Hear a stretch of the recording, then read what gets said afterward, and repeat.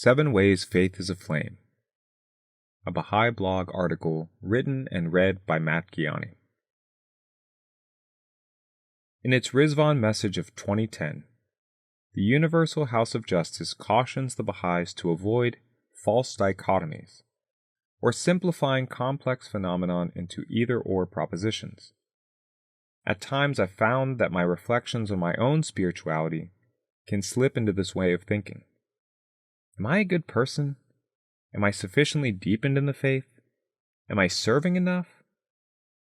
While these types of questions are important to consider, the answer to each question is either yes or no.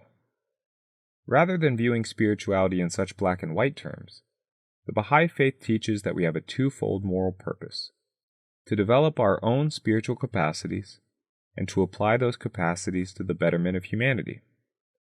None of us can say that we fully developed our latent spiritual capabilities, and it goes without saying that there are ample opportunities to contribute to the advancement of civilization.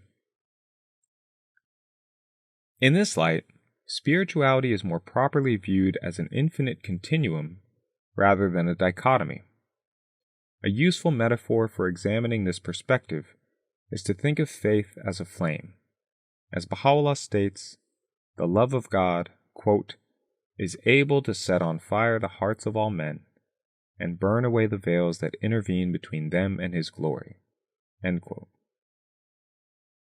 At the risk of overextending this metaphor, here are 7 implications for considering faith in this manner. 1. The right conditions. A flame can only be ignited with the proper kindling. Our goal is never to force the faith upon someone who's not interested, but rather to share the faith with all, and see where the spark catches. 2. Nurturing a spark. Just because a spark catches does not mean the flame will grow. The thinking of the Baha'i community has evolved a great deal in this regard.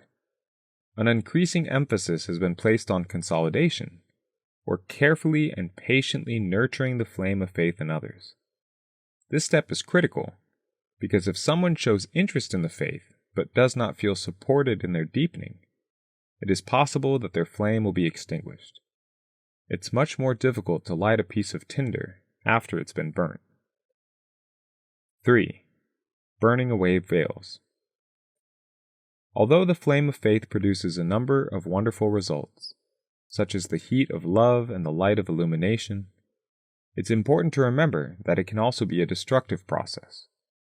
Throughout the Baha'i writings, one finds exhortations to burn away the veils which come between us and the truth.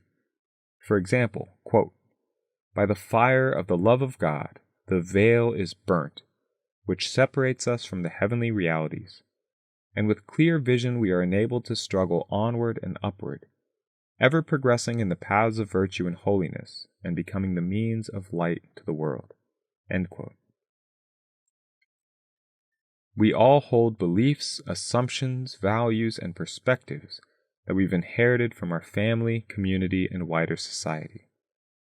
Many of these beliefs are contrary to the teachings of the faith. So as we deepen ourselves, we must be willing to burn away those beliefs that prove to be mere superstition.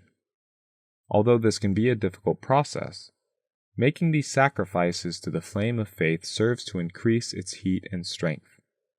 I think this is why the opening paragraph of the Kitab-i-Iqan exhorts us to cleanse our hearts from the obscuring dust of all acquired knowledge. 4. Continual care.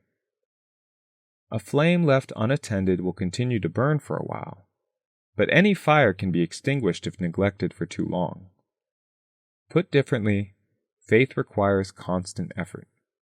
I believe this is why saying prayers and reading the writings every morning and evening is obligatory.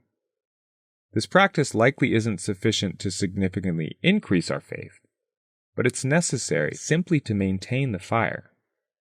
It should come as no surprise to feel our faith waning at times when we're unable to keep up with these daily practices. This should not be a cause for alarm, but rather an important reminder to tend to our faith.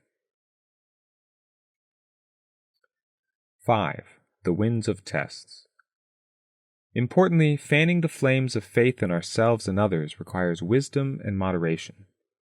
Many of the things that cause a fire to grow can also risk extinguishing it.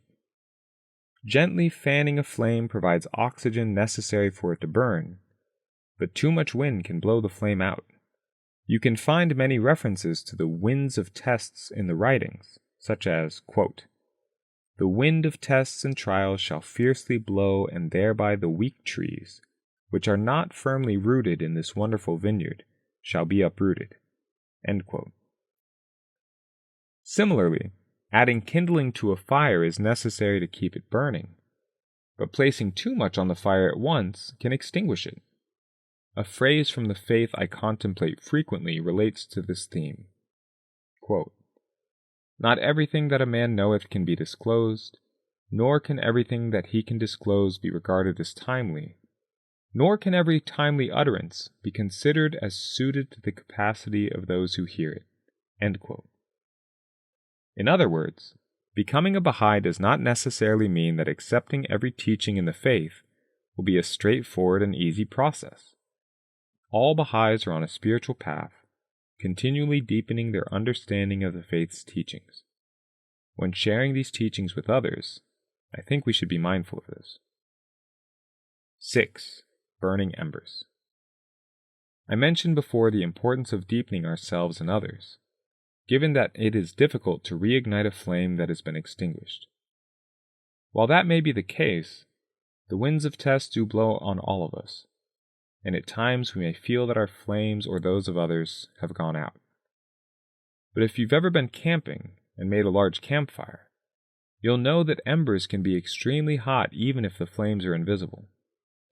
In other words, the outward flame, which may symbolize here our participation in various activities related to the faith, may go out temporarily, but that does not mean that our love for Baha'u'llah or devotion to the faith is extinguished.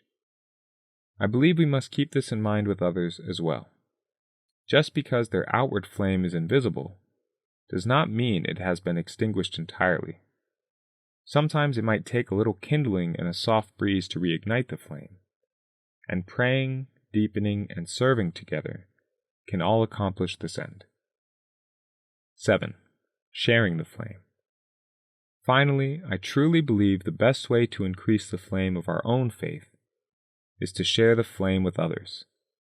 Whenever I find myself in a spiritual funk and feel like my flame hasn't grown in a while, teaching someone about the principles of the faith always reinvigorates me. Of course, there are dozens of other ways to stoke the flames of faith. What are your favorite activities for doing so?